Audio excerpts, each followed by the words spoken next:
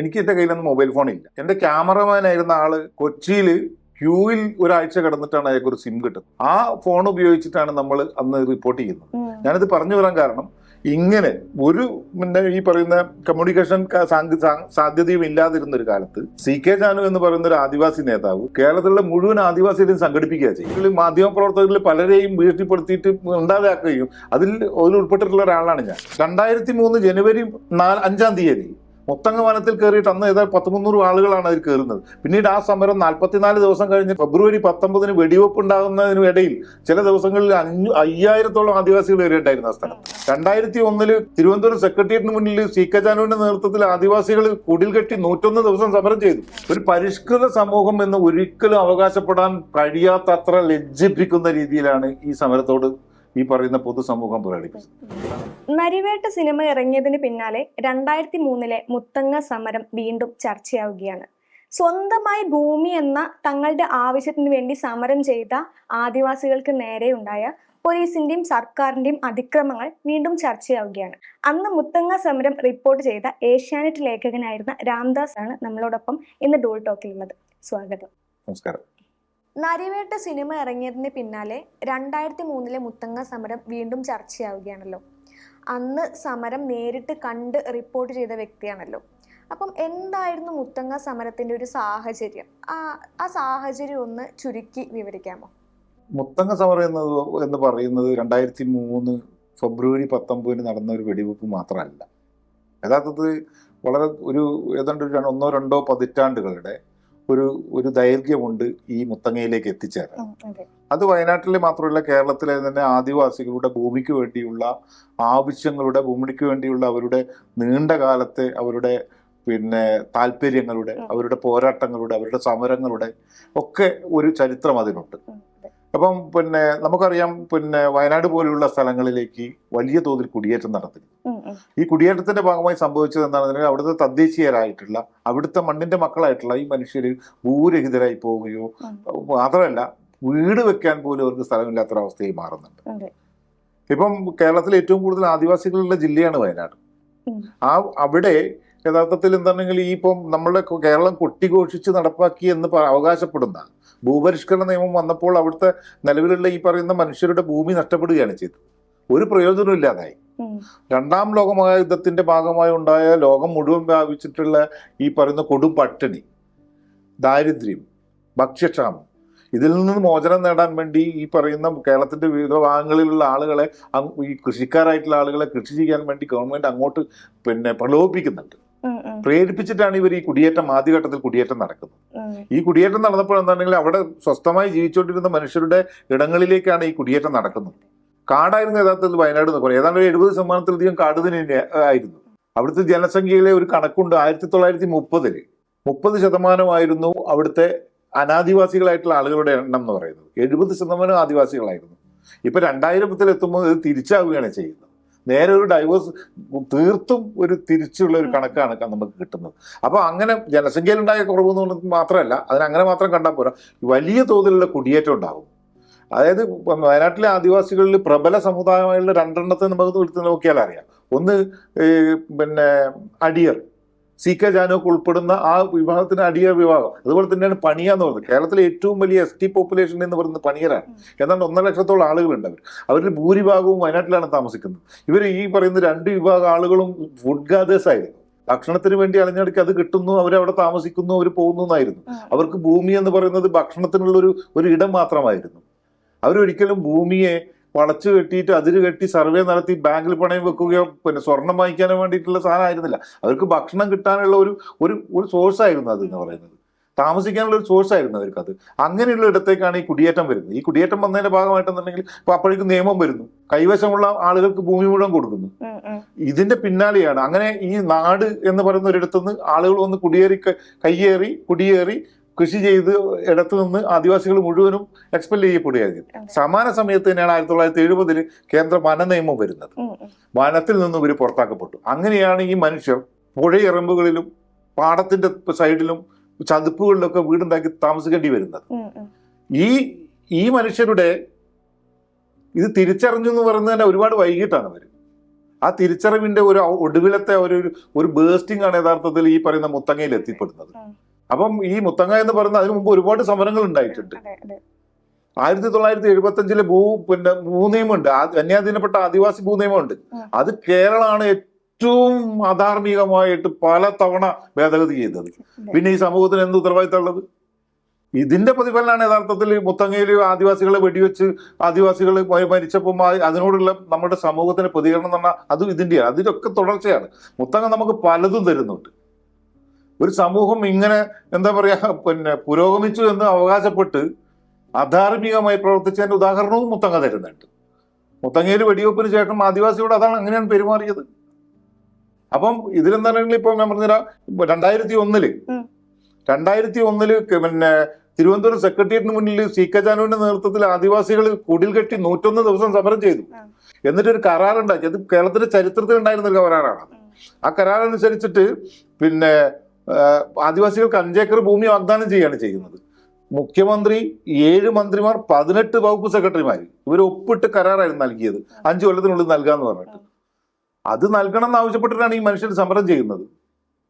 2003 ജനുവരി 5-ാം തീയതി മുത്തങ്ങ വനത്തിൽ കയറിയിട്ട് അന്ന് ഏതാണ്ട് 100-300 ആളുകളാണ് അതിൽ കയറുന്നത്. പിന്നീട് ആ സമരം 44 ദിവസം കഴിഞ്ഞിട്ട് ഫെബ്രുവരി 19 വെടിവെപ്പ് ഉണ്ടാകുന്നതിനും ഇടയിൽ ചില ദിവസങ്ങളിൽ 5000-ഓളം ആദിവാസികൾ കയറിയിട്ടുണ്ടായിരുന്നു ആ സ്ഥലത്ത്.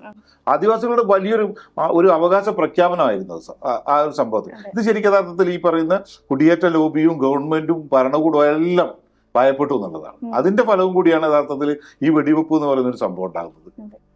അന്ന് ഒരുപാട് ചാനലുകൾ ഈ ഒരു സമരം കവർ ചെയ്യാൻ വേണ്ടിയിട്ട് അവിടെ എത്തിയല്ലോ. പക്ഷേ അവിടെയുള്ള ആദിവാസികളോട് മോശമായി പെരുമാറിയതുപോലെ തന്നെ ചാനൽ റിപ്പോർട്ടർമാരോടും പോലീസുകാർ മോശമായി പെരുമാറി എന്നുള്ളൊരു വാർത്തകളും റിപ്പോർട്ടുകളും വന്നിട്ടുണ്ട്. അപ്പം അന്ന് ഈ ഒരു റിപ്പോർട്ട്, മുത്തങ്ങ സമരത്തിന്റെ യഥാർത്ഥ മുഖം എന്താണെന്ന് ആളുകളെ അറിയിക്കുക, ആ ഒരു റിപ്പോർട്ട് ചെയ്യാൻ നേരത്ത് എന്തൊക്കെ ബുദ്ധിമുട്ടുകളായിരുന്നു നേരിട്ടത്, പോലീസിന്റെ ഭാഗത്തു നിന്നാണെങ്കിലും അല്ലാതെയും ഒക്കെ? അല്ല, അതൊരു വ്യക്തിപരമായ ചോദ്യമായിട്ട് ഞാൻ കാണുന്നില്ല ഇതിനെ. പക്ഷേ ടെലിവിഷന്റെ ഒരു തുടക്കകാലായിരുന്നു അത്. നിങ്ങൾ മനസ്സിലാക്കണം, 2003 മൊബൈൽ ഫോൺ വരുന്നതേ ഉള്ളൂ. അന്ന് ഞാൻ ഏഷ്യാനെറ്റിന്റെ വയനാട്ടിലെ സ്ട്രിങ്ങറാണ്. എനിക്ക് എന്റെ കയ്യിലൊന്നും മൊബൈൽ ഫോൺ ഇല്ല. എന്റെ ക്യാമറമാനായിരുന്ന ആള് കൊച്ചിയിൽ ക്യൂവിൽ ഒരാഴ്ച കിടന്നിട്ടാണ് അയാൾക്ക് ഒരു സിം കിട്ടുന്നത്. ആ ഫോൺ ഉപയോഗിച്ചിട്ടാണ് നമ്മൾ അന്ന് റിപ്പോർട്ട് ചെയ്യുന്നത്. ഞാനിത് പറഞ്ഞു വരാൻ കാരണം, ഇങ്ങനെ ഒരു ഈ പറയുന്ന കമ്മ്യൂണിക്കേഷൻ സാധ്യതയും ഇല്ലാതിരുന്ന ഒരു കാലത്ത് സി.കെ. ജാനു എന്ന് പറയുന്ന ഒരു ആദിവാസി നേതാവ് കേരളത്തിലുള്ള മുഴുവൻ ആദിവാസികളെയും സംഘടിപ്പിക്കുക ചെയ്യുന്നത്. അങ്ങനെ കഴിയുന്നുണ്ടത്. അപ്പോൾ ഞാൻ പറഞ്ഞ ആ പശ്ചാത്തലത്തിൽ മീഡിയ എന്ന് പറഞ്ഞാൽ അപ്രസക്തമായിരുന്നു. ടെലിവിഷൻ ഒരു ആരംഭം കൂടിയായിരുന്നു. ഏറ്റവും സജീവമായി ടെലിവിഷൻ ജേർണലിസം രംഗത്ത് വരുന്ന ഒരു സമയം കൂടിയാണ് മുത്തങ്ങ എന്ന് പറയുന്നത്.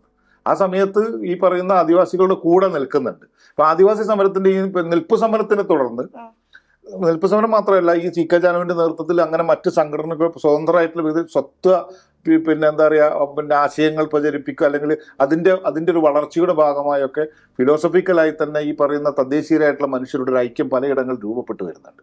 അതിന്റെയൊക്കെ ഭാഗമായി പൊതുസമൂഹം നിലനിൽക്കുകയും ചെയ്തിരുന്നു. 2001 ഈ പറയുന്ന കുടിൽകെട്ടൽ സമരത്തിന് വലിയ തോതിലുള്ള ജനകീയ പിന്തുണ ഉണ്ടായിരുന്നു. സാംസ്കാരിക രംഗം മുഴുവനും അവരുടെ കൂടെയായിരുന്നു. കവികളും എഴുത്തുകാരും പത്രപ്രവർത്തകരും എല്ലാവരും, കലാകാരന്മാരൊക്കെ ഈ മനുഷ്യരുടെ ആവശ്യങ്ങളുടെ കീഴിൽ നിന്നിരുന്നു. അങ്ങനെ ഒരു സിറ്റുവേഷനും കൂടി ഉണ്ട് യഥാർത്ഥത്തിൽ ഇതിന്റെ കൂടെ.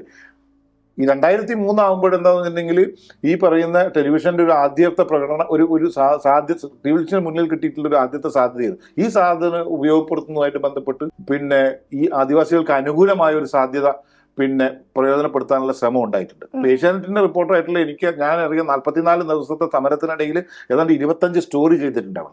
ഏതാണ്ട് എല്ലാ ദിവസങ്ങളും ആ സമരഭൂമിയായിട്ടുള്ള ബന്ധപ്പെട്ട് നമ്മൾ പോയിട്ടുണ്ടാകുമായിരുന്നു. റിപ്പോർട്ടിങ്ങിന് വേണ്ടി മാത്രമായിട്ട് നമ്മൾ പോയിട്ടുണ്ട്. അപ്പം അങ്ങനെയുള്ളൊരു സാന്നിധ്യം പലപ്പോഴും ഉണ്ടായിരുന്നു. പിന്നെ ആദ്യത്തെ ഒരു ചാനലാണ് മറ്റു ഇപ്പോഴുള്ള പ്രധാനപ്പെട്ട ചാനലുകളൊന്നുമില്ല. പക്ഷെ എന്നാലും അതിന്റെ വിവരങ്ങളൊക്കെ കിട്ടാവുന്ന രീതിയിലുള്ള ഒരു സാധ്യത ഉണ്ടായിരുന്നു. ഇത് ഈ വെടിവെപ്പ് ഉണ്ടായതോടുകൂടി ഇതിന്റെ മുഴുവൻ സ്വഭാവവും മാറുന്നുണ്ട്. ഈ വെടിവെപ്പ് ഉണ്ടായതോടുകൂടി വയനാട്ടിലെ മാത്രമല്ല ആദിവാസികളോട് കേരളത്തിലെ ഭരണകൂടം, പ്രാദേശിക ഭരണകൂടം പൊതുസമൂഹം കാണിക്കുന്ന അക്രമങ്ങൾ ലോകമാകെ അറിയുന്നൊരു സാഹചര്യം ഉണ്ടായി. ഇതിൽ നിന്ന് രക്ഷപ്പെടാൻ വേണ്ടി മീഡിയനെ ആക്രമിക്കുക എന്നുള്ളൊരു ബോധപൂർവമായ ഒരു അജണ്ട വീണ്ടും രണ്ടാമത് സൃഷ്ടിച്ചെടുക്കുന്നുണ്ട്. അങ്ങനെയാണ് ആ അജണ്ടയുടെ ഭാഗമായാണ് ഈ പറയുന്ന സമരത്തിന്, ആദിവാസികളുടെ സ്വന്തം നേതൃത്വത്തിലുണ്ടായിട്ടുള്ള സമരത്തിനെ തകർക്കുക എന്ന ലക്ഷ്യത്തോടു കൂടി മാവോയിസ്റ്റ് ഭീകരരുടെ പങ്കാളിത്തം ഉണ്ടെന്ന് വരുത്തുന്നുണ്ട്. ഒരു ഘട്ടത്തിൽ ശ്രീലങ്കൻ തമിഴരുടെ പിന്തുണയുണ്ടെന്ന് പോലും പോലീസ് പറയുന്നുണ്ട്. അപ്പം ഇതിന്റെയൊക്കെ ഉദാഹരണങ്ങൾ ഈ പറയുന്ന ഈ വെടിവെപ്പിന് ശേഷം ഉണ്ടായിട്ടുള്ള ഈ പറയുന്ന പോലീസ് സേനയ്ക്കെതിരെ, ഭരണകൂടത്തിനെതിരെ, പ്രാദേശിക ഭരണകൂടത്തിനെതിരെ ഉയർന്നിട്ടുള്ള ഈ പറയുന്ന ആരോപണങ്ങൾ ചെറുക്കാൻ വേണ്ടി ഈ പറയുന്ന മീഡിയ കരുവാക്കുക എന്നൊരു സംഭവം കൂടിയുണ്ട്. അന്നത്തെ ഗവൺമെന്റ് കൊച്ചിയിൽ ഒരു ഗ്ലോബൽ ഇൻവെസ്റ്റേഴ്സ് മീറ്റ് നടത്തി. ഈ ഇൻവെസ്റ്റേഴ്സ് മീറ്റിൽ പങ്കെടുക്കാൻ വന്ന ആളുകളെ അവിടെ ഈ ഗ്ലോബൽ ഇൻവെസ്റ്റേഴ്സ് മീറ്റിൽ മുത്തങ്ങ ഒരു വിൽപ്പന വസ്തുവായിരുന്നു. അത് തടയാൻ വേണ്ടി ഈ സമരം നടക്കുന്നുണ്ട്, അത് ഒഴിവാകും. ഇതിനുള്ളൊരു പ്രതിഷേധം ഉണ്ട്. ഇതിനുള്ളൊരു പ്രതികാര ബുദ്ധി കൂടി ഈ മുത്തങ്ങയിലെ അക്രമത്തിന് പിന്നിലുണ്ടെന്നാണ് പിന്നീട് നമുക്ക് മനസ്സിലാക്കുമ്പോൾ ഇപ്പോഴത്തെ KPCC പ്രസിഡന്റൊക്കെ ആയിരുന്ന കെ സുധാകരനായിരുന്നു അന്ന് വനമന്ത്രിയായിട്ടുള്ളത്. അപ്പൊ അദ്ദേഹത്തിന്റെ നേതൃത്വത്തിലും ഇത്തരത്തിലുള്ള പല ആലോചനകളും നടന്നിരുന്നു വേണം പിന്നീട് അദ്ദേഹത്തിന്റെ തന്നെ പ്രതികരണം എന്ന് മനസ്സിലാക്കാൻ വേണ്ടി. അയാൾ പത്രക്കാരെ ഭീഷണിപ്പെടുന്നുണ്ട് ഒരു ഘട്ടത്തിൽ. പത്രക്കാരെ മാത്രമല്ല, മാധ്യമപ്രവർത്തകർ മുഴുവനും ഈ പറയുന്ന ആക്ടിവിസ്റ്റുകളൊക്കെ എന്തൊക്കെയോ ചേർത്ത് പറയുന്നു. അദ്ദേഹം ഉണ്ടാക്കിയിട്ടുള്ള തിരക്കഥയെ കുറിച്ചിട്ട് ഭയങ്കര ഭീഷണിപ്പെടുത്തുകയാണ് ചെയ്യുന്നത്. ഭയങ്കര ദാഷ്ട്യത്തോടു കൂടി അദ്ദേഹം പറയുന്നത്. അതൊക്കെ ഈ പറയുന്ന ഒരു വെടിവെപ്പിലേക്ക് നയിക്കുന്നുണ്ട്. ഇപ്പം വേറൊരു കാര്യം, നിങ്ങൾ ചോദിച്ച ചോദ്യത്തിൽ എന്താണെങ്കിൽ മാധ്യമപ്രവർത്തകരിൽ പലരെയും ഭീഷണിപ്പെടുത്തിയിട്ട് ഉണ്ടാകാക്കുകയും അതിൽ ഉൾപ്പെട്ടിട്ടുള്ള ഒരാളാണ് ഞാൻ. എന്നെ ഈ 2 കേസിലും പ്രതിയാക്കി. അതായത് പോലീസുകാരൻ വിനോദ് കൊല്ലപ്പെട്ട കേസിൽ 17-ും 18 2 കേസിൽ 17-ഉം 18 കൊലക്കുറ്റം ഉൾപ്പെടെ എന്റെ പേരിൽ ചുമത്തിയിരുന്നു. ഏതാണ്ട് 3 മാസത്തോളം ഒളിവിൽ നടക്കുകയും പിന്നീട് ആന്റിസിപ്പേറ്ററി ബെയിൽ എടുത്തിട്ടാണ് പുറത്തിറങ്ങുന്നത്. മുത്തങ്ങയിൽ ആദിവാസികൾ നടത്തിയ സമരത്തെ അവിടെ ഉണ്ടായിരുന്ന മറ്റ് ജനവിഭാഗങ്ങൾ അവര് എങ്ങനെയായിരുന്നു നോക്കി കണ്ടിട്ടുണ്ടായിരുന്നത്? പൊതുസമൂഹം സത്യത്തിൽ ആദിവാസി വിരുദ്ധമായിരുന്നു വയനാട്ടിൽ. അതിന് ഒരുപാട് ദൃഷ്ടാന്തങ്ങൾ നമുക്ക് കാണാൻ പറ്റിയിട്ടുണ്ടായിരുന്നു. വർണ്ണത്തിന്റെ പേരിൽ, നിറത്തിന്റെ പേരിൽ, മുഷിഞ്ഞ വസ്ത്രത്തിന്റെ പേരിൽ ഇവർ ആക്രമിക്കപ്പെട്ടു വ്യാപകമായിട്ട്. പല കോളനികളിലും പോലീസും അവിടെയുള്ള കുടിയേറ്റക്കാരും മറ്റാളുകളും ക്രിമിനൽസും ചേർന്ന് പരേഡ് നടത്തുന്നുണ്ട്. നൂൽപ്പുഴയിൽ ഒരു കോളനിയിൽ ചെന്നിട്ട് ഇവർ ആകാശത്തേക്ക് വെടിവെക്കുകയാണ്. പുരുഷന്മാരെ മുഴുവൻ ഓടിച്ചു കളഞ്ഞു. ഉള്ള ആളുകളെ പിടിച്ച് കസ്റ്റഡിയിലെടുത്ത് ക്രൂരമായി മർദ്ദിച്ചു. ബത്തേരിയിൽ ബത്തേരി പോലുള്ള ഇടങ്ങളിൽ മരുന്ന് വാങ്ങാൻ വന്നിട്ടുള്ള ആദിവാസികളായിട്ടുള്ള സ്ത്രീകളെ എടുത്തെറിഞ്ഞു പോലീസ് ജീപ്പിലേക്ക്. ഇതൊക്കെ അവിടുത്തെ സാധാരണ മനുഷ്യർ ചെയ്തതാണ്. ഒരു പരിഷ്കൃത സമൂഹം എന്ന് ഒരിക്കലും അവകാശപ്പെടാൻ കഴിയാത്തത്ര ലജ്ജിപ്പിക്കുന്ന രീതിയിലാണ് ഈ സമരത്തോട് ഈ പറയുന്ന പൊതുസമൂഹം പ്രകടിപ്പിച്ചത്. മുത്തങ്ങ സമരത്തെ കുറിച്ച് നമ്മൾ നോക്കുകയാണെങ്കിൽ, അതിനെ പരിശോധിക്കുമ്പോൾ അന്ന് അവിടുത്തെ ആളുകൾക്ക് ഈ സമരത്തിനോട് യോജിപ്പില്ലായിരുന്നു. വേണമെങ്കിൽ സമരം ചെയ്തു എന്നൊക്കെ ഉണ്ടായിരുന്നു. കാരണം എന്താണെങ്കിൽ അവർക്ക് വിയോജിപ്പ് അന്ന് ഉണ്ടായിരുന്നത് അവർക്ക് പണിക്ക് ആളെ കിട്ടൂല എന്നുള്ളതായിരുന്നു. ഒരു സമരം എന്ന് പറഞ്ഞാൽ വേറൊരിടത്ത് പോയി സഞ്ചരിക്കുന്നതാണ്. അപ്പൊ അതിന് പോകണ്ടെന്നുള്ളൊരു വിയോജിപ്പ് ഉണ്ടായിരുന്നുള്ളൂ. ആ എതിർപ്പ് പക്ഷെ എന്താണെന്നുണ്ടെങ്കിൽ ഇവരിൽ എപ്പോഴും ഉണ്ട് ഈ കുടിയേറ്റക്കാരിൽ. കാരണം മുത്തങ്ങയിലെ ഈ വെടിവെപ്പിന് ശേഷം ഞാൻ നേരത്തെ പറഞ്ഞു, ഇങ്ങനെ കോളനികൾ കയറി ഇറങ്ങുന്നുണ്ട് ആളുകൾ. അതിലെല്ലാവരും ഉണ്ടായിരുന്നു. സാധാരണ മനുഷ്യർ വരെ ഉണ്ടായിരുന്നു അതിന്റെ കൂട്ടത്തിൽ. പക്ഷേ അന്ന് അവരെ ഭയപ്പെടുത്തിയത് മറ്റു പല കാര്യങ്ങളും. അന്നത്തെ ഒരു ഇതുണ്ടായിരുന്നു. ഇപ്പോൾ ഈ അട്രോസിറ്റീസ് ആക്ട് ഒക്കെ വന്നതിന് ശേഷം ആദിവാസികൾക്കെതിരെ അങ്ങനെ ബലപ്രയോഗിക്കുന്നൊക്കെ വലിയ ഒരു പേടി അവരുടെ ഉള്ളിലുണ്ട്. ഇപ്പോൾ അനുകൂലമായ സമയമാണ്, ഇപ്പോൾ നമുക്ക് വേണമെങ്കിൽ എന്ത് ചെയ്യാന്നൊക്കെ ആയിരുന്നു അവിടെ പറഞ്ഞുകൊണ്ടിരുന്നത്. അപ്പൊ ഇപ്പോഴാണെങ്കിൽ നമുക്കിപ്പോൾ അതിനോട് സംസാരിക്കാൻ പോലും തയ്യാറാകുന്നില്ല നമ്മൾ. ആദിവാസിയുടെ ഭൂമി പ്രശ്നം ഇപ്പോഴും അങ്ങനെ തന്നെ കിടക്കുന്നത്. ഏതായാലും 9500-ലധികം ആളുകൾ ഭവനരഹിതരുണ്ടായിരുന്നു വയനാട്ടിൽ മാത്രം എന്നാണ്. എത്ര ആളുകൾക്ക് വീടുണ്ടാക്കി കൊടുത്തിട്ടുള്ള കണക്ക് നമുക്കറിയില്ല. ഇപ്പോൾ അതിന് ആളുകളുടെ എണ്ണം കൂടിക്കൊണ്ടിരിക്കുക തന്നെയാണ്. പക്ഷെ നമുക്കത് പ്രശ്നമല്ല. നമ്മളതിനെക്കുറിച്ച് സംസാരിക്കുന്നില്ല. നമ്മൾ കേരളം ഒന്നാമതാണെന്നൊക്കെ പറയും. വേറെയുള്ള നാട്ടിലുള്ള മനുഷ്യരുടെ വേദനയിൽ നമ്മൾ പങ്കുചേരുകയൊക്കെ ചെയ്യും. പക്ഷെ നമ്മളുടെ കൂടെ ജീവിക്കുന്ന മനുഷ്യന്റെ പ്രശ്നങ്ങൾ കാണാൻ പറ്റാതെ എന്ത് സമൂഹമാണിത് നമ്മളത്. ഇപ്പം ഞാൻ പറഞ്ഞൊരു കാര്യം, ഇപ്പം എന്താണെങ്കിൽ അവർക്ക് പണിക്ക് ആളെ വേണ്ട. കാരണം അന്യസംസ്ഥാന തൊഴിലാളികൾ വരുന്നു. ഏതാണ്ട് 35 ലക്ഷം ആള് പിന്നെ അന്യസംസ്ഥാനത്തിലുള്ള മനുഷ്യർ ഇവിടെ വന്ന് ജോലി ചെയ്യുന്നുണ്ട്. അതുകൊണ്ട് ആദിവാസികൾ വേണ്ട. അങ്ങനെയും അവർ എന്ത് ചെയ്യപ്പെട്ടു, എക്സ്പെൽ ചെയ്യപ്പെടുന്നുണ്ട്. അവർ ഇടങ്ങളിൽ നിന്ന് പൂർണ്ണമായിട്ട് എക്സ്പെൽ ചെയ്യുകയാണ് ചെയ്യുന്നത്. മുത്തങ്ങ സമരം കഴിഞ്ഞതിന് ശേഷം ഉണ്ടാകുന്ന ഒരു പ്രശ്നം എന്നുണ്ടെങ്കിൽ ആദിവാസികളായിട്ടുള്ള ആളുകൾക്ക് ജോലി നൽകാൻ തയ്യാറാവില്ലായിരുന്നു. അവരെ ഭീകരരായിട്ടാണ് ചിത്രീകരിച്ചത്. അങ്ങനെ പല അർത്ഥത്തിൽ അവർ കോർണർ ചെയ്യപ്പെട്ടിട്ടുണ്ട്. മാധ്യമങ്ങൾ ഈ മുത്തങ്ങ സമരത്തിനെ ആദിവാസികളുടെ പക്ഷത്ത് നിന്നുള്ള ഒരു രീതിയിൽ റിപ്പോർട്ട് ചെയ്തിട്ടുണ്ടോ, അല്ലെങ്കിൽ അവര് സർക്കാർ പക്ഷത്ത് നിന്നുള്ള വളച്ചൊടിച്ച വാർത്തകളാണോ പുറത്തുവിട്ടത്? അല്ല, അത് പിന്നെ യഥാർത്ഥത്തിൽ ഒരു ഒറ്റ വാക്കിൽ ഇതിന് ഉത്തരം പറയാൻ പറ്റില്ല. അത് പലപ്പോഴും എന്താണെങ്കിൽ അതിന്റെ കൂടെ നിന്ന ആളുകളുടെ വ്യക്തിപരമായ താല്പര്യങ്ങളൊക്കെ അതിന് വലിയൊരു പങ്ക് വഹിച്ചിട്ടുണ്ട്. അതിന്റെ ഏത് വഴിക്ക് പോകണം എന്നൊക്കെ. മാധ്യമങ്ങൾ യഥാർത്ഥത്തിൽ എന്താണെങ്കിൽ നമ്മളെ ഒരു സമീപകാല അനുഭവത്തിൽ നമ്മൾ മനസ്സിലാക്കുമ്പോൾ അതൊരു ഭരണ സംവിധാനങ്ങളെ എസ്റ്റാബ്ലിഷ്മെന്റിനെ നിലനിർത്താനുള്ള വലിയ ചുമതല ഏറ്റെടുക്കുന്ന ആളുകളാണ്. അപ്പോൾ സ്വാഭാവികമായിട്ടും ഇത് എന്ന് പറയുന്ന യഥാർത്ഥത്തിൽ നിലവിലുള്ള ഒരു വലിയ എന്താണെങ്കിലും ഒരു ഫോഴ്സിന്റെ ഭാഗമായി, അല്ലെങ്കിൽ നമ്മളുടെ ഒരു പുരോഗതിയുടെ ഭാഗമായൊക്കെ വിലയിരുത്തപ്പെടുന്ന ഒരു സമൂഹത്തിന്റെ സൃഷ്ടിയാണത്. ഈ പറയുന്ന ആദിവാസികളുടെ ഭൂരാഹിത്യവും അവര് ഒന്നുമില്ലാതായിപ്പോയ അവസ്ഥയൊക്കെ അതിനെ നിലനിർത്തുക, അല്ലെങ്കിൽ ഇവരുടെ കൂടെ നിൽക്കുക എന്നുള്ളൊരു സാങ്കേതികമായ ഒരു കാര്യം മാത്രമായിട്ടാണ് വരുന്നത്. യഥാർത്ഥത്തിൽ അവരുടെ കൂടെ നിൽക്കാൻ തയ്യാറായിട്ടില്ലെന്ന് തന്നെയാണ് നമുക്ക് പറയാൻ പറ്റുള്ളൂ. ആത്യന്തികമായി അവർ കൂടെ നിൽക്കാനൊന്നും തയ്യാറായിട്ടില്ല. കാരണം നമുക്കറിയാം, അന്ന് ആദിവാസികളുടെ കൂടെ നിൽക്കുന്നതിനെതിരെ ഞാൻ ജോലി ചെയ്തിട്ടുള്ള ആ സ്ഥാപനത്തിൽ പോലും വലിയ തർക്കം ഉണ്ടായിരുന്നു. പല ചോദ്യങ്ങളും ഉണ്ടായിരുന്നു. അതിലൊക്കെ ആദിവാസി പത്രം വായിക്കുമെന്ന് ചോദിച്ചിരുന്നു. അന്ന് ആന TV കാണുമെന്ന് ചോദിച്ചിരുന്നു. പരിസ്ഥിതിയോടും അല്ലെങ്കിൽ ഈ പറയുന്ന തദ്ദേശീയ മനുഷ്യരോടുള്ള ആഭിമുഖ്യം എന്നൊക്കെ പറയുന്നത് വ്യക്തിപരമായൊക്കെ വേണമെങ്കിൽ നമുക്ക് മാറ്റി നിർത്താന്നല്ലാതെ മാധ്യമങ്ങൾ പൊതുവിൽ ഈ പറയുന്ന പൊതുസമൂഹത്തിന്റെ മാധ്യമങ്ങൾ അത് അവർക്കെതിരായിട്ട് തന്നെയാണ് നിലനിൽക്കുന്നത്. ഈ പറയുന്ന രണ്ടിനും അങ്ങനത്തെ എതിരായിട്ട് തന്നെയാണ് നിലനിൽക്കാൻ പറ്റുള്ളൂ. കാരണം ഈ സിസ്റ്റത്തെ നിലനിർത്തുന്നത് അതിന്റെ ആവശ്യമാണ്. മതത്തെ നിലനിർത്തേണ്ടതും ജാതിയെ നിലനിർത്തേണ്ടതും ഒക്കെ ഇത്തരം സംവിധാനങ്ങളുടെ ആവശ്യമാണ്. അതിന് ഈ പറയുന്ന മാധ്യമങ്ങളെ തന്നെയാണ് ഉപയോഗിക്കുന്നത്. മീഡിയ ഉപയോഗപ്പെടുത്തി ഈ സമരത്തെ ഒരു അക്രമത്തിൽ അവസാനിപ്പിക്കാൻ വേണ്ടിയിട്ടുള്ള ശ്രമം കൂടി ബോധപൂർവം നടക്കുന്നുണ്ട്. അന്ന് കേരളത്തിലൊരു പൊതുമ പത്രത്തിന്റെ തലക്കെട്ട്, 1-ാം പേജിലെ തലക്കെട്ടുന്നുണ്ടെങ്കിൽ ഈ മുത്തങ്ങയിലുള്ള ഈ പറയുന്ന സമരത്തിന്റെ ആളുകൾ മന്ത്രിമാർ ഉൾപ്പെട്ട സംഘത്തെ തട്ടിക്കൊണ്ടുപോകാൻ വേണ്ടി ശ്രമിക്കുന്നുണ്ട്. വലിയ 4 കുളം 8 കുളം വാർത്ത വരുന്നുണ്ട്. അപ്പൊ ഇങ്ങനെയും മാധ്യമങ്ങൾ ഒരു പക്ഷത്ത് നടക്കുന്നുണ്ട്. സമരത്തിന് ശേഷം ഉണ്ടായിട്ടുള്ള ഈ ഡാമേജിങ് പരിഹരിക്കാൻ വേണ്ടിയിട്ട് ഈ സമരത്തിന്റെ എല്ലാ കഥകൾ പ്രചരിപ്പിക്കുന്നതിൽ മീഡിയ വല്ലാതെ ഉപയോഗിച്ചിട്ടുണ്ട്. പലതരത്തിൽ ഉപയോഗിച്ചിട്ടുണ്ട്.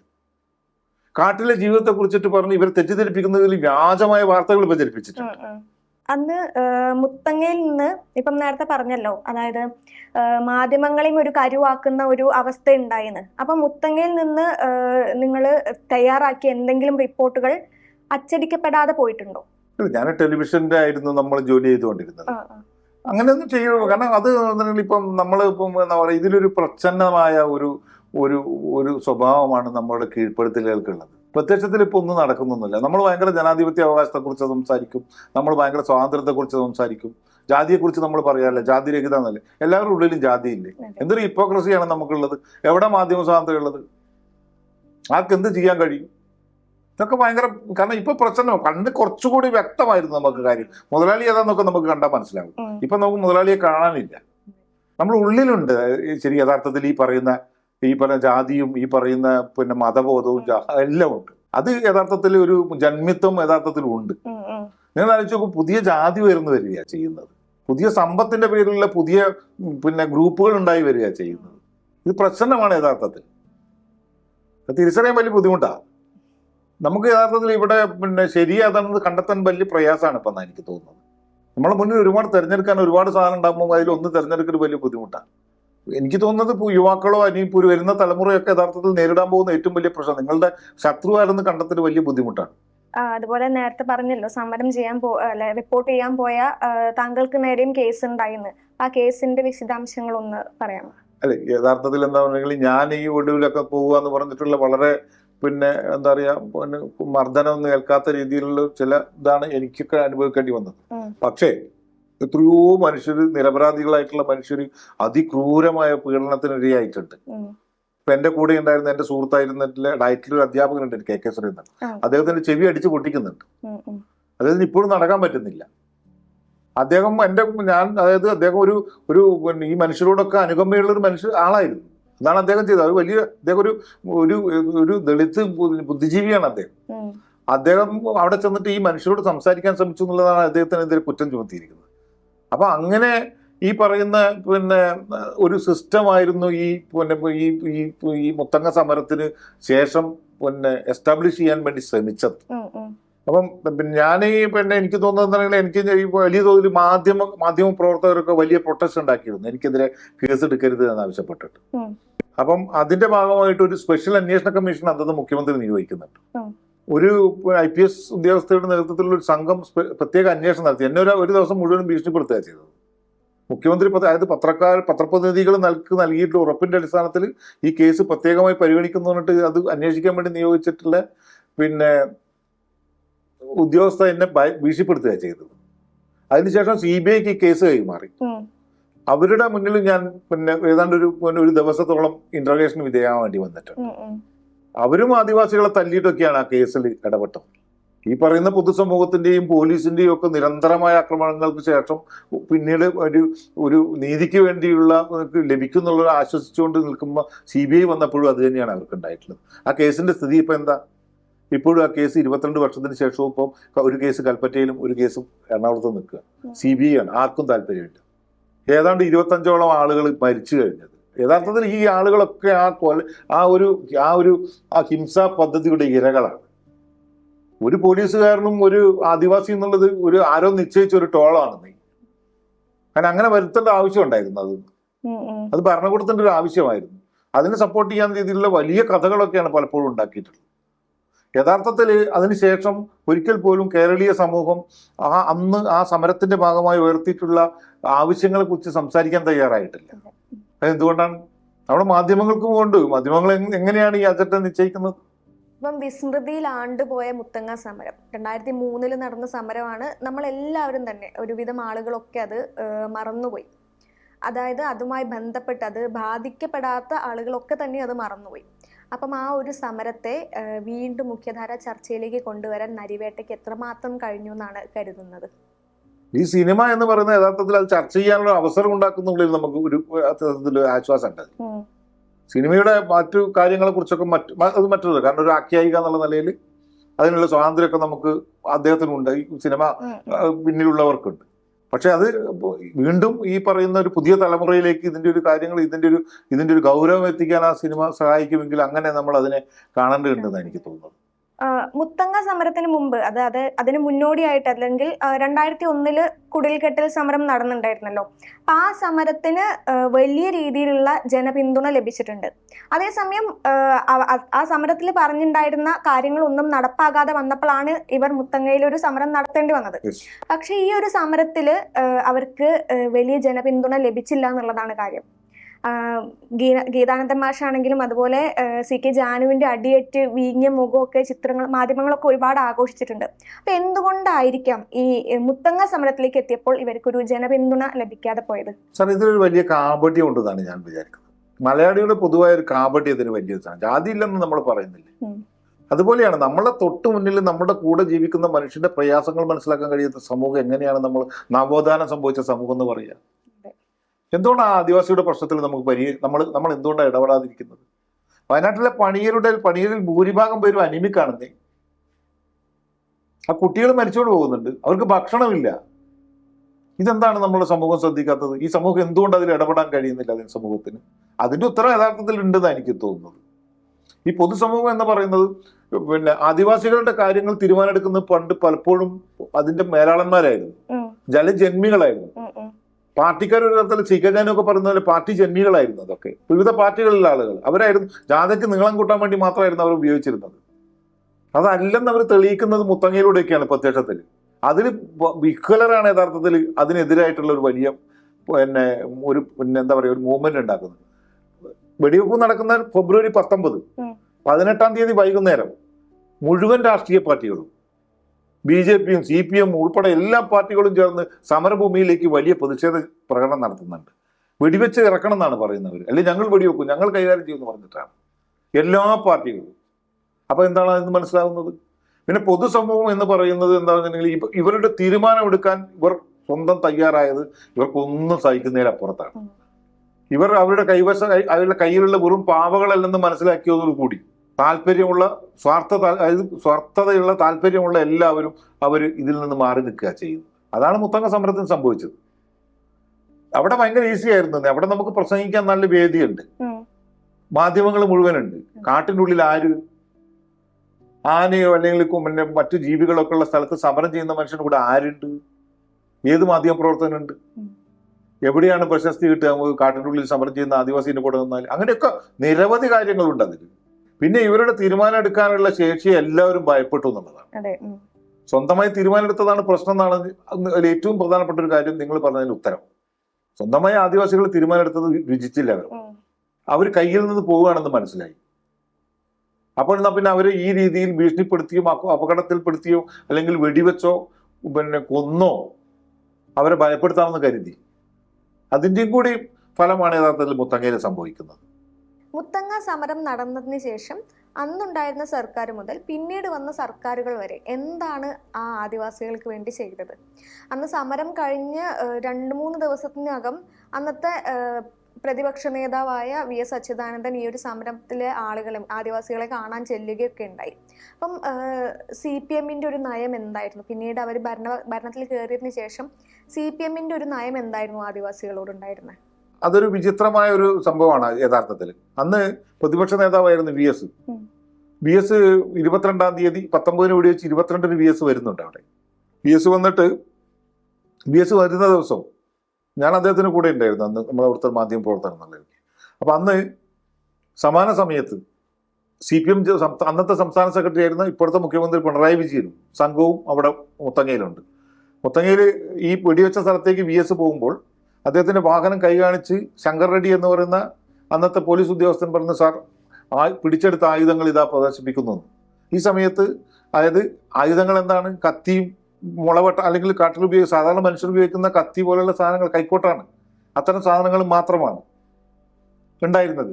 അപ്പൊ ഇത് നോക്കി അത്ഭുതപ്പെട്ട് നിൽക്കുന്ന ഈ പറയുന്ന പിണറായി വിജയന്റെയും ഒക്കെ ചിത്രം അന്നത്തെ പത്രങ്ങളിൽ ഉണ്ടായിരുന്നു. VS അവിടെ കയറിയില്ല. VS പറഞ്ഞു ഞാൻ ഇത് കാണാൻ വന്നതല്ല എന്ന് പറഞ്ഞിട്ട് VS അവിടുന്ന് പോകുന്നത്. VS പത്രസമ്മേളനം പിന്നീട് അവിടെ ഈ പറയുന്ന വെടിവെപ്പുണ്ടായ സ്ഥലത്ത് പോയി പരിശോധിച്ച് തിരികെ വന്ന് പത്രസമ്മേളനം നടത്തി പറയുകയാണ് ഞങ്ങൾ ആദിവാസികളുടെ കൂടെ. അതുവരെ 19 മുതൽ 22 വരെ വയനാട്ടിലെ കമ്മ്യൂണിസ്റ്റ് CPM ഉൾപ്പെടെയുള്ള പാർട്ടികൾ, എല്ലാ പാർട്ടികളും CPM ഉൾപ്പെടെ ആദിവാസി വിരുദ്ധമായ നിലപാടാണ്. പിന്നീട് അത് മാറി. അടുത്ത തെരഞ്ഞെടുപ്പിൽ ഇടതു മുന്നണി വിജയിക്കാനുള്ള പ്രധാനപ്പെട്ട കാരണങ്ങളിലൊന്നും ഇതായിരുന്നു. കേരളത്തിൽ മാത്രമല്ല ഇന്ത്യയിൽ ഒട്ടാകെ തന്നെ കോൺഗ്രസിനെതിരെ ഈ മുത്തങ്ങയിലെ വെടിവെപ്പിന്റെ ചിത്രങ്ങൾ ഉപയോഗിച്ച് പ്രചാരണം നടത്തി. വടക്കേ ഇന്ത്യയിൽ BJP ആണ് പ്രചാരണം നടത്തുന്നത്.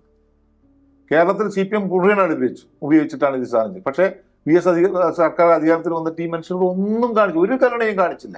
2 കേസ് വിട്ടുവിട്ടെന്നാണ് പിന്നെ ഗീതാനന്ദ മാഷ് പറഞ്ഞത്. പിന്നീട് 5 വർഷത്തിന് ശേഷം ഒന്നും ചെയ്തില്ല, ഒന്ന് സംസാരിക്കാൻ പോലും തയ്യാറായിട്ടില്ല ഈ മനുഷ്യരെടുത്ത്. അതിനുശേഷം വീണ്ടും ഉമ്മൻചാണ്ടി വരുന്നു. ഉമ്മൻചാണ്ടി ഭരണത്തിന്റെ ഏറ്റവും അവസാന കാലത്താണ് അനുഭവപ്പെടുത്താൻ ഏതാണ്ട് 6 കേസുകൾ എഴുത്തള്ളുന്നത്. VS സർക്കാരിന് ശേഷം പിന്നീട് അധികാരത്തിൽ വന്ന ഉമ്മൻചാണ്ടി സർക്കാരിന്റെ അവസാന കാലത്താണ് ഈ വനവുമായി ബന്ധപ്പെട്ട് ഏറ്റെടുത്തിട്ടുള്ള 7 കേസുകൾ എഴുത്തള്ളുന്നത്, 6 കേസുകൾ എഴുത്തള്ളുന്നത്. ഇടത് ഗവൺമെന്റ് ഒന്നും ചെയ്തിട്ടില്ല ഈ ആദിവാസികളുടെ. മുത്തങ്ങയ്ക്ക് വേണ്ടി പാക്കേജ് ഉണ്ടാക്കുന്നതും ആ കാലത്താണ്. ആ പാക്കേജിന് ശേഷം വന്നിട്ടുള്ള 10 വർഷമായി ഇപ്പോൾ ലെഫ്റ്റ് വീണ്ടും ഭരിക്കുന്നു. ഒന്നും ചെയ്തിട്ടില്ല. അവരോട് ഒരു പ്രായച്ചിത്തവും ചെയ്യാൻ തയ്യാറായിട്ടില്ല. രാഷ്ട്രീയമായി പോലും CPM-ന് ലാഭം ഉണ്ടാക്കുന്ന അതിൽ പോലും ഒരു നിലപാടെടുക്കാൻ തയ്യാറായില്ല എന്നുള്ളതാണ്. മുത്തങ്ങ സമരത്തിനിടെ കാടിന് തീയിടാൻ വന്ന 22 പേരെ പിടികൂടിയെന്നും അവരെ പോലീസ് അറസ്റ്റ് ചെയ്യണമെന്ന ആവശ്യമായിട്ട് തങ്ങൾ തടഞ്ഞു വെച്ചിട്ടുണ്ടായിരുന്നുവെന്നും ഡൂൾ ന്യൂസിന് തന്ന അഭിമുഖത്തിൽ മുത്തങ്ങ സമര നേതാവായിരുന്ന ഗീതാനന്ദൻ മാഷ് പറഞ്ഞിട്ടുണ്ടായിരുന്നു. പോലീസ് അവരെ അറസ്റ്റ് ചെയ്യണമെന്നും മൊഴി രേഖപ്പെടുത്തണമെന്നും ആയിരുന്നു തങ്ങളുടെ ആവശ്യമെന്നും ഗീതാനന്ദ മാഷ് വ്യക്തമാക്കിയിട്ടുണ്ട്. പക്ഷേ അന്ന് പുറത്തേക്ക് വന്ന വാർത്ത എന്താണെന്ന് വെച്ച് കഴിഞ്ഞാൽ 22 പേരെ ആദിവാസികൾ പിടിച്ചു വെച്ചിരിക്കുന്നു അല്ലെങ്കിൽ കിഡ്നാപ്പ് ചെയ്തു, അങ്ങനെയുള്ള രീതിയിലുള്ള വാർത്തകളാണ് പോലീസ് പുറത്തേക്ക് വിട്ടത്. മാധ്യമങ്ങളാകട്ടെ അത് ഏറ്റുപിടിക്കുകയും ചെയ്തു. അപ്പം യഥാർത്ഥത്തിൽ പോലീസ് പറയുക സർക്കാരിൻ്റെ ഒരു ഭാഷയായിരിക്കുമല്ലോ. അപ്പം യഥാർത്ഥത്തിൽ സർക്കാരിന് ആദിവാസികളെ ഒരു മോശം വിഭാഗം അല്ലെങ്കിൽ മോശം ജനതയായി ചിത്രീകരിക്കേണ്ട ഒരു ആവശ്യകത ഉണ്ടായിരുന്നു അന്ന്. ഒരു കാര്യം നോക്കൂ, നിങ്ങളൊരു കാര്യം നോക്കിയാൽ അറിയാം. ഈ സമരം തുടങ്ങി 44-ാമത്തെ ദിവസമാണ് വെടിവെപ്പ് ഉണ്ടാകുന്നത്. അതിനു മുമ്പ് പലപ്പോഴായി വളരെ അനുഭാവപൂർവ്വമുള്ള നിലപാടാണ് ഗവൺമെന്റിന്റെ ഭാഗത്തു നിന്നുണ്ടായിരുന്നത്, കേരള ഗവൺമെന്റിന്റെ ഭാഗത്തുനിന്ന്. അന്നത്തെ കൃഷി വകുപ്പ് മന്ത്രിയായിരുന്നു KR ഗൗരിയമ്മ ഈ സമരഭൂമിയിൽ വിതയ്ക്കാനുള്ള ചീരവിത്ത് കൊടുത്തയക്കുന്നുണ്ട്. അത്ര സൗഹാർദ്ദപരമായിരുന്നു ഒരർത്ഥത്തിൽ ആ കാര്യങ്ങൾ. പിന്നെ ഈ പറയുന്ന മനുഷ്യരോടുള്ള ഈ ജനാധിപത്യപരമായ സംവാദാത്മകമായ ഈ ഒരു റാപ്പോ തകർക്കണമെന്ന് ഗൂഢോദ്ദേശം ഉണ്ടായിരുന്നു എന്നുള്ളത് തന്നെയാണ് അതിന്റെ ഏറ്റവും പ്രധാനപ്പെട്ട കാര്യം. നിങ്ങൾ ആലോചിച്ച് നോക്കൂ, ഇന്ത്യൻ പാർലമെന്റ് അംഗീകരിച്ചിട്ടുള്ള ഒരു നിയമമാണ് പെസ എന്ന് പറയുന്നത്, ആദിവാസി സ്വയംഭരണ മേഖലാ പ്രഖ്യാപനം എന്ന് പറയുന്നത്. അത് നടപ്പാക്കാനുള്ള ഒരു ആഹ്വാനം വന്നത് മുതൽ വലിയ പ്രശ്നം ഉണ്ടാക്കിയിട്ടുള്ളത്. അതാണ് പിന്നീട് ഇവര് സ്വതന്ത്ര രാജ്യം ആവശ്യപ്പെടുന്നു എന്നുള്ള നിലയിൽ തീവ്രവാദികളാണെന്ന് കുറ്റപ്പെടുത്താൻ അവർ ശ്രമിക്കുന്ന അവിടെയാണ്. ഇതിന്റെ തുടർച്ചയാണ് യഥാർത്ഥത്തിൽ ഈ വെടിവെപ്പായിട്ട് രൂപപ്പെടുന്നത്. ഈ പെസ ഇതിന്റെ പ്രഖ്യാപനം യഥാർത്ഥത്തിൽ ആ കൂടി ഒരു വലിയ പ്രശ്നം ഉണ്ടാക്കി. ഇവര് സ്വതന്ത്ര രാജ്യം പ്രഖ്യാപിക്കാൻ പോവുകയാണ്. അവിടെയാണ് തീവ്രവാദ ബന്ധം ആരോപിക്കപ്പെടുന്നത്. പിന്നീടാണ് യഥാർത്ഥത്തിൽ അവിടെ ഒരു കലാപം ഉണ്ടാക്കേണ്ട ആവശ്യമുണ്ടായിരുന്നു. അങ്ങനെയാണ് 17-ാം തീയതി ഫെബ്രുവരി 17-ന് മുത്തങ്ങയിൽ തന്നെ ഈ സമരത്തിന്റെ ഇടയിൽ സമരത്തിന്റെ സ്ഥലത്ത് വെച്ച് അവിടെ കാടിന് തീ പിടിക്കുന്നത്. വലിയ ചൂടായിരുന്നു അന്ന്. ആ ഒരു ഏതാണ്ട് പതിറ്റാണ്ടിനിടയിലുള്ള ഈ കൊടും വരൾച്ചയായിരുന്നു. വെള്ളത്തിന് ഒരു തുള്ളി വെള്ളം പോലും ഉണ്ടായിരുന്നില്ല. ആദിവാസികളായിട്ടുള്ള സമരക്കാർ പോലും യഥാർത്ഥത്തിൽ അവിടെ നിൽക്കാൻ പറ്റാത്തത്ര ഗുരുതരമായിട്ടുള്ള അവസ്ഥയിലായിരുന്നു. അവർ പലപ്പോഴും വെള്ളം ഉപയോഗിച്ചിരുന്നത് അവിടെ വനംവകുപ്പ് നട്ടു വളർത്തിയിരുന്ന യൂക്കാലിപ്റ്റസിന്റെ ഇളയ തണ്ടുകൾ വെട്ടിയിട്ട് അതിൽ നിന്നുള്ള വെള്ളം പാർത്തിട്ടുണ്ട് അവർ ഉപയോഗിക്കുന്നത് എന്ന സാഹചര്യമുണ്ട്. പുഴകൾ മുഴുവൻ വറ്റി വരണ്ടിരുന്നു. നിൽക്കാൻ പറ്റാത്ത അവസ്ഥയായിരുന്നു അവിടെ. ഒരു തരി വീണാൽ, ഒരു തരി തീ വീണിട്ടുണ്ടെങ്കിൽ പ്രദേശം ആകെ കത്തി പോകുന്നൊരവസ്ഥ. അതിൽ യഥാർത്ഥത്തിൽ 100-200ഓളം ആദിവാസി വളണ്ടിയർമാർ, സമരത്തിന് വന്നിട്ടുള്ള വളണ്ടിയർമാർ വളരെ കരുതലോടുകൂടിയാണ് അത് നോക്കി നിന്നിരുന്നത്. പക്ഷേ അവിടേക്ക് കടന്നു കയറിയിട്ടുള്ള ആളുകളെയാണ് ഇവർ ബന്ദികളാക്കിയത്. ബന്ദികളാക്കിയത് പിടിച്ചു വെച്ചത്. അതിൽ വനംവകുപ്പിന്റെ ആളുകൾ ഉണ്ടായിരുന്നു. അവർ വനംവകുപ്പിന്റെ ജീപ്പിൽ വെച്ചിട്ട് അവർ ഇപ്പോഴും പറയുന്നതാണ്, വനംവകുപ്പിന്റെ ജീപ്പിൽ ഈ ഉണങ്ങിയ ആനപ്പിണ്ട ഉണ്ടായിരുന്നു, അത് കത്തിച്ചെറിയായിരുന്നു ചെയ്തതെന്നാ പറഞ്ഞത്. വലിയ തോതിൽ വനം കത്തിപ്പോയാന്ന്. തുടർച്ചയാണ് അവർ ഇത് ചെയ്തത്. അതിൽ അന്ന് അവർ പറഞ്ഞിട്ടുണ്ടെങ്കിൽ ഇതിന്റെ ഉത്തരവാദിത്തം ഏറ്റെടുക്കണം എന്ന് ആവശ്യപ്പെട്ട് കലക്ടർ വരണമെന്ന് ആവശ്യപ്പെട്ടിട്ടാണ് ഇവർ സമരം ചെയ്തത്. അത് യഥാർത്ഥത്തിൽ എന്താന്ന് പറഞ്ഞിട്ടുണ്ടെങ്കിൽ ഈ പറയുന്ന അതായത് വെടിവെക്കാനുള്ള ഒരു കാരണം ബോധപൂർവം ഉണ്ടാക്കുക എന്നുള്ളതാണ് വന്നത്. ഇത് മുമ്പ് തന്നെ ഈ ഒരു അവസ്ഥയിലേക്ക് വേണ്ടിയിട്ടുള്ള മാധ്യമങ്ങളിലുള്ള ചില സാധനങ്ങളൊക്കെ വന്നിരുന്നു. മാധ്യമങ്ങൾ ഇവിടെ അക്രമ സംഘമുണ്ടെന്നും അക്രമികളാണെന്നും ഈ പറയുന്ന ആദിവാസികൾ വനത്തെ തകർക്കുന്നു എന്നുള്ള രീതിയിൽ സാംസ്കാരിക രംഗത്ത് വലിയ പ്രശ്നങ്ങൾ ഉണ്ടാക്കി. നിങ്ങൾ നേരത്തെ ചോദിച്ച ചോദ്യം അങ്ങനെയാണ്. സുഗതകുമാരി ഉൾപ്പെടെയുള്ള ഗോപി വിജയൻ ഉൾപ്പെടെയുള്ള ആളുകൾ ആദിവാസികൾ കാട്ടിൽ നിന്ന് ഇറങ്ങിപ്പോകണമെന്ന് ഒരു ഘട്ടത്തിൽ ആവശ്യപ്പെടുന്നുണ്ട്. ഏഷ്യൻ ആനകളുടെ ഏറ്റവും വലിയ ആവാസ കേന്ദ്രമാണ് അത്, അവിടെ പരിസ്ഥിതിക്കാണ് കൂടുതൽ പ്രാധാന്യം എന്ന് പറഞ്ഞിട്ടായിരുന്നു അത് അങ്ങനെ ഒരു ആവശ്യം ഉന്നയിച്ചത്. ഗോപി വിജയൻ സാർ അത് പിന്നീട് തിരുത്തുകയാണ് ചെയ്യുന്നുണ്ട്. അതൊരു വലിയ സാംസ്കാരികമായ ഭയങ്കര ഒരു കളവ് പ്രചരിപ്പിക്കപ്പെട്ടു. സാംസ്കാരിക കേന്ദ്രങ്ങളിൽ അങ്ങനെ ഒരു കളവ് പ്രചരിപ്പിക്കപ്പെട്ടു. നിങ്ങൾ നോക്കണം, ഈ മുത്തങ്ങയിൽ നമ്മൾ ഈ കാണുന്ന റോഡരികിൽ മാത്രമേ വനമുള്ളൂ. ബാക്കി ഉള്ളിൽ മുഴുവൻ ബാരനായിട്ടുള്ള ലാൻഡാണ്. മരങ്ങൾ വെട്ടിവെളിപ്പിച്ച് കൊണ്ടുപോയതാണ്. അവിടെ മുഴുവനും കൊടും കാടാണെന്നുള്ള തെറ്റിദ്ധാരണയാണ് അവിടെ പകർത്തിക്കൊണ്ടിരുന്നത്. അത് ലോകം കാണുന്നതിലൊരു വലിയൊരു വിഭ്രാന്തി അത് ഉണ്ടായിരുന്നു യഥാർത്ഥത്തിൽ വനംവകുപ്പിന്. അവർക്കും ഈ പറയുന്ന സമരത്തെ അവസാനിപ്പിക്കാനുള്ള ഒരു മാർഗം തേടി നടക്കുകയായിരുന്നു. അങ്ങനെയാണ് അത് ഉപയോഗിക്കപ്പെടുന്നത്. ഇത് കൃത്യമായി ആവിഷ്കരിച്ച് ആസൂത്രണം ചെയ്ത് നടപ്പാക്കിയിട്ടുള്ള ഒരു പരിപാടിയാണ് ഈ പറയുന്ന കാട്ടുതീ എന്ന് പറയുന്നത്, 17-ാം തീയതിയിലെ തീ എന്ന് പറയുന്നത്. അതൊരു കാരണമായിരുന്നു. അതിനെ മാധ്യമങ്ങൾ ഉപയോഗിച്ച് നല്ല രീതിയിലൊരു ആയുധമാക്കി മാറ്റുക കൂടി ചെയ്തു. അല്ല, മാധ്യമങ്ങൾ എന്ന് പറയുന്ന സ്ഥാനത്തിന് അത്രയൊന്നും പ്രസക്തി ഉണ്ടെന്ന് എനിക്ക് തോന്നുന്നില്ല. കാരണം ഇത് അതിന് കൂടെ തന്നെ, കാരണം മാധ്യമങ്ങൾ എന്ന് പറഞ്ഞാൽ എപ്പോഴും ഈ ഭരണകൂട സംവിധാനങ്ങൾക്കൊപ്പം നിലകൊള്ളുന്ന ആളുകളാണ്. അത് ഇപ്പൊ നമുക്ക് തന്നെ അറിയാം, എന്ത് വിഷയവും അങ്ങനെ തന്നെയാണ് നമ്മൾ കൈകാര്യം ചെയ്തുകൊണ്ടിരിക്കുന്നത്. സ്വതന്ത്രമായിട്ടുള്ള മാധ്യമ പ്രവർത്തനമൊക്കെ നമുക്ക് അപ്രാപ്യമാണ്. വളരെ ചുരുക്കം ദൃശ്യങ്ങൾ മാത്രമാണ് മുത്തങ്ങയിൽ നിന്ന് പുറത്തു വന്നിട്ടുള്ളത്. അതിൽ തന്നെ പോലീസ് എത്രമാത്രം ക്രൂരമായിട്ടാണ് ആ ഒരു ആളുകളോട് പെരുമാറുന്നത് നമുക്ക് കാണാം. അപ്പം താങ്കൾ അന്ന് വെടിവെപ്പ് ഉണ്ടായപ്പോൾ ആ ഒരു സമയത്ത് അവിടെ ഉണ്ടായിരുന്നു ഉണ്ടെങ്കിൽ അപ്പം കണ്ടിട്ടുണ്ടായിരുന്നു ഈ പോലീസ് എത്ര ക്രൂരമായിട്ടാണ് അവിടെയുള്ള ആളുകളോട് പെരുമാറിയത്? നമ്മൾ അതിന് കൂടെ ഉണ്ടായിരുന്ന ഒരാളാണ്. ഏതാണ്ട് 1000-ഓളം പോലീസാണ് അന്ന് അത് ആക്ഷനിൽ പങ്കെടുത്തത്. ഒരു 10-700 പോലീസുകാരും 300 ഗുണ്ടകളും ഉണ്ടായിരുന്നതാണ്.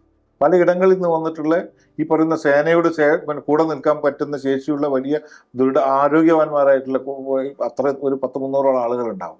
അവരും കൂടിയാണ് ഈ പറയുന്ന ആദിവാസികളുടെ സമരഭൂമിയിലേക്ക് ഇരച്ചു കയറുന്നത്.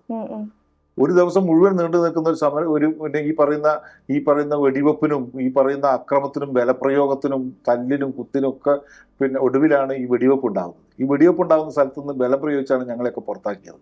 ഏതാണ്ട് 100 മീറ്റർ അടുത്ത് നമ്മളുണ്ട് ഈ വെടിവെപ്പ് നടക്കുന്നതിന്. വെടിവെപ്പ് എത്ര റൗണ്ട് എന്നൊക്കെ പറയുന്നത് ഞാൻ വിചാരിക്കുന്നത് ആ റൗണ്ടൊക്കെ എന്ന് പറഞ്ഞാൽ വ്യാജമായ ഒരു കണക്കാണ്. ഒരുപാട് ആൾക്കാർ അവിടെ വെടിയേറ്റ് വീണിട്ടുണ്ടാവും. അവിടുത്തെ മരണസംഖ്യ സംബന്ധിച്ച് ഞാൻ ഇപ്പോഴും യഥാർത്ഥത്തിൽ എനിക്ക് എൻ്റെ സംശയം മാറിയിട്ടില്ല.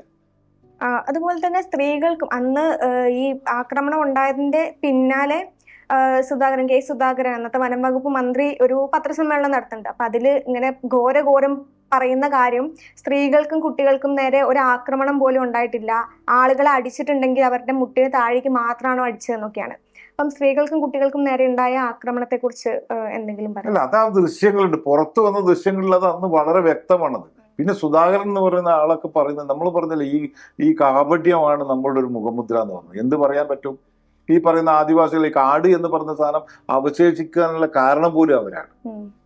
ആ മനുഷ്യര് പിന്നെ ഈ മുന്നിൽ അവരുടെ ചിത്രത്തിന് മുന്നിൽ നിന്നിട്ടാണ് മുഖ്യമന്ത്രി ഇത് പറയുന്നത്. അതിനൊന്നും മറുപടി ഇല്ലെന്നേ ആ സംഭവത്തിനൊന്നും, ആ ഒരു ആരോപണത്തിനൊന്നും. സ്ത്രീകളാണ് യഥാർത്ഥത്തിൽ ആ സമരം നയിച്ചത്. സ്ത്രീകളുടെ മുമ്പിലാണ് ഇവർ യഥാർത്ഥത്തിൽ നമുക്ക് ആ ദൃശ്യങ്ങളിൽ നിന്ന് കാണാം. പുരുഷനെ രക്ഷിക്കാൻ വേണ്ടി ഈ പറയുന്ന കൊടിയ മർദ്ദനത്തിനിടയിൽ അവരുടെ പൊതിഞ്ഞു പിടിക്കുന്ന അമ്മമാരെ കാണാം. കുട്ടികളെ തല തല്ലിപ്പൊട്ടിച്ചിട്ട് അവരൊക്കെ ചേർത്ത് പിടിക്കുന്ന അമ്മമാരെ കാണാം. എല്ലാ ദൃശ്യങ്ങളിലും ഉണ്ട് അത്. അവരാണ് ഏറ്റവും കൂടുതൽ സമരം ചെയ്തിട്ടുള്ള, സമരരംഗത്ത് ഉണ്ടായിട്ടുള്ള ആളുകൾ. ഞാൻ നേരിട്ട് ഒരുപാട് തവണ പോയിട്ടുള്ള ഒരാളാണ്. എനിക്കറിയാം അവിടുത്തെ സ്ത്രീകളാണ് യഥാർത്ഥത്തിൽ എനിക്ക് വിശ്വസിക്കാൻ പറ്റാത്ത രൂപത്തിൽ ഈ പിന്നെ എന്താ പറയാ സമരത്തിന്റെ എല്ലാ സാധ്യതയും ഉൾക്കൊണ്ടിട്ടുള്ള ആളുകൾ സ്ത്രീകളാണ്. ഒരു ഉദാഹരണം പോലും ഇല്ല അതിനൊന്നും. അതുപോലെ തന്നെ ആ വാർത്താ സമ്മേളനത്തിൽ തന്നെ പോലീസിനെ അഭിനന്ദിക്കുന്ന സുധാകരനെയാണല്ലോ നമ്മൾ കണ്ടത്. അപ്പം വനം വകുപ്പ് മന്ത്രിക്ക് ഈ ഒരു സമരം അടിച്ചമർത്തുന്നതിൽ വല്ല പ്രത്യേക താല്പര്യം ഉള്ളതുപോലെ തോന്നിയിരുന്നു? തീർച്ചയായും അത് അങ്ങനെ തന്നെയാണ്. അങ്ങനെ തന്നെ നമ്മൾ സംശയിക്കണം. കാരണം നമ്മൾ നേരത്തെ പറഞ്ഞൊരു കാര്യമുണ്ടത്, ജിമ്മില് മുത്തങ്ങ കൈമാറാൻ പറ്റാത്തതിലുള്ളൊരു ശത്രുതയുണ്ടായിരുന്നു, വേണം നമ്മൾ കാണും. പിന്നെ വനം വകുപ്പിന്റെ പരാജയമായിരുന്നു യഥാർത്ഥത്തിൽ. വനം വകുപ്പ് വെളിപ്പെട്ട ഒരു സാഹചര്യം കൂടിയായിരുന്നത്. അതുകൊണ്ട് തന്നെ അതിനെ വകവരുത്തേണ്ടത്, അത് ഇല്ലാതാക്കേണ്ടത് അദ്ദേഹത്തിലൂടെ ആവശ്യമായിട്ട് വേണം നമ്മൾ കാണണമെങ്കിൽ. കണ്ണൂരിൽ നിന്ന് വന്നിട്ടുള്ള പ്രത്യേക ആളുകളൊക്കെ ഉണ്ടായിരുന്നു യഥാർത്ഥത്തിൽ ഈ പറയുന്ന ഈ ആക്ഷന്റെ പിന്നിലുണ്ടായിരുന്നതിൽ. മുത്തങ്ങ സമരത്തിന് ശേഷം ഉണ്ടായ ആക്രമണത്തിൽ ഒരു പോലീസുകാരനും ഒരു ആദിവാസിയും കൊല്ലപ്പെട്ടു എന്നാണ് സർക്കാരിന്റെ കണക്ക്. പക്ഷേ CK ജാനുവിന്റെ അടിമമക്ക എന്നുള്ള പുസ്തകത്തിൽ ആക്രമണത്തിന് ശേഷം, അതായത് ആക്രമണത്തിന്റെ അന്ന് എന്നല്ല, ആക്രമണത്തിന് പിന്നാലെ ഉണ്ടായ പോലീസ് മർദ്ദനത്തിനും അതിന്റെ എല്ലാം ഭാഗമായിട്ട്, അല്ലെങ്കിൽ അതിന്റെ ഒക്കെ ഇരയായതിന് പിന്നാലെ 25ഓളം പേർ മരണപ്പെട്ടു എന്നുള്ളൊരു കണക്ക് പറയുന്നുണ്ട്. അപ്പം ഈ ഒരു കണക്കുകൾ ശരിവെക്കുന്നുണ്ടോ? അതുപോലെ ആക്രമണത്തിന് ശേഷം അവിടെ ഉണ്ടായിരുന്ന ആദിവാസികൾക്ക് എന്താണ് ശരിക്കും സംഭവിച്ചത്? അതായത് നമ്മൾ നേരത്തെ സംസാരിച്ചതാണ്, ഏതാണ്ട് 4000 ആളുകളൊക്കെ, 4000-നും 5000-നും ഇടയ്ക്ക് ആളുകൾ പങ്കെടുത്ത ഘട്ടങ്ങളുണ്ടായിരുന്നു ആ സമരത്തിനിടയിൽ. ഏതാണ്ട് 875ഓളം കുടുംബങ്ങളാണ് ഇതിൽ പങ്കെടുത്തതെന്നാണ് ആ ഗോത്രസഭയുടെ കണക്ക് പോലും. പക്ഷേ 4000-ലധികം ആളുകൾ പങ്കെടുത്തു. ഇങ്ങനെ ആളുകൾ ഇവരുടെ കണക്ക്, ഗോത്രസഭയുടെ കണക്കനുസരിച്ചിട്ട് അവരുടെ കണക്കിൽ ഉൾപ്പെടാത്ത ആളുകൾ വരുന്ന ആളുകളെ പോലെ വന്ന് പോകുന്ന സാഹചര്യമൊക്കെ ഉണ്ടായിരുന്നു. അപ്പോൾ അവരുടെ ഒരു കണക്കൊന്നും യഥാർത്ഥത്തിൽ ലഭ്യമല്ല. അപ്പം അത് നമ്മളൊരു വലിയ സാധ്യതയാണ്. അതുകൊണ്ട് തന്നെയാണ് നമ്മൾ പറയുന്നത്, ഇവരുടെ ഒരു പൊതുവായ രീതിയും നമുക്ക് മനസ്സിലാക്കുന്നതോളം ആദിവാസികളെ സംബന്ധിച്ചിടത്തോളം അവരെ ഭയപ്പെട്ടിരിക്കുന്നു അവർ പൂർണ്ണമായിട്ട് ആ ഘട്ടത്തിൽ. അതുകൊണ്ട് തന്നെ അവർ നാട് വിട്ടു പോകാനുള്ള ഒരുപാട് സാധ്യതയുണ്ട്. അങ്ങനെ കാണാതായാലും നിരവധി ഉണ്ടാവുമെന്നാണ് ഞാൻ ആദ്യഘട്ടങ്ങളിലൊക്കെ വിചാരിച്ചത്. പിന്നീട് അവർ തിരിച്ചു വന്നതിനെ കുറിച്ചിട്ടുള്ള ഒരു കൃത്യമായ കണക്കൊന്നും എനിക്ക് ഇതുവരെ മനസ്സിലാക്കാൻ പറ്റിയിട്ടില്ല. ഈ 25 പേര് എന്ന് പറഞ്ഞിട്ടുണ്ടെങ്കിൽ ഈ വെടിവെപ്പ് നടന്ന് ഒരാഴ്ചക്കുള്ളിൽ 3 പേര് മരിക്കുന്നുണ്ട്. കൊച്ചു കുഞ്ഞു മരിച്ചു, ഒരാൾ രക്തം ഛർദ്ദിച്ച് മരിച്ചു, മറ്റൊരാൾ അകാരണമായി മരിച്ചു വീഴാണ്. ഇതൊക്കെ ഈ പറയുന്ന ആക്ഷന്റെ ഭാഗമായിട്ട് തന്നെയാണ്. ആത്മഹത്യ ചെയ്ത മനുഷ്യരുണ്ട് അവിടെ, എഴുന്നേറ്റ് നിൽക്കാൻ പറ്റാത്ത ആളുകളുണ്ടായിരുന്നു. ക്രൂരമായ പീഡനത്തിന്റെ ഭാഗമായിട്ട് ഈ പറഞ്ഞ 24 പേര് മരിച്ചു എന്നുണ്ടെങ്കിൽ ഒരു അവാസ്തവവും ഇല്ല. അത് വളരെ കൃത്യമായ കാര്യം തന്നെയാണത്. അതിന് സംഖ്യ ഇനിയും കൂടുന്നാണ് പറയുന്നത്. ഇപ്പോഴും കേസിന് ഇതുവരെ ഹാജരാകാത്ത ആൾ ആ കേസിലുണ്ടെന്നാണ് പറയുന്നത്. ആ മനുഷ്യരൊക്കെ എവിടെ പോയി? അപ്പം അതുകൊണ്ട് തന്നെ ഈ കണക്ക് എന്ന് പറയുന്ന സാധനം, ഈ ടോൾ 1:1 എന്നൊക്കെ പറയുന്ന സാധനം ഒരു എന്താ പറയുക, ഒരു കൃത്രിമമായ കണക്കായിട്ട് മാത്രമേ നമുക്ക് പരിഗണിക്കാൻ പറ്റുള്ളൂ. യഥാർത്ഥത്തിൽ ഈ ആളുകളുടെ മരണസംഖ്യ മാത്രമല്ല പ്രശ്നം. അവർ ഉന്നയിച്ച വിഷയത്തെക്കുറിച്ചാണല്ലേ നമ്മൾ സംസാരിക്കേണ്ടത്. ആളുകളുടെ മരണസംഖ്യ നോക്കിയിട്ടാണ് ഇതെന്താ ഫുട്ബോൾ മത്സരമാണോ? അങ്ങനെയല്ലല്ലോ അത് പരിഗണിക്കേണ്ടത്. അവർ ഉന്നയിച്ച കാര്യങ്ങളെക്കുറിച്ചല്ലേ നമ്മൾ പരിഗണിക്കേണ്ടത്. അതെന്തുകൊണ്ടാണ് നമ്മൾ ചർച്ച ചെയ്യാത്തത്?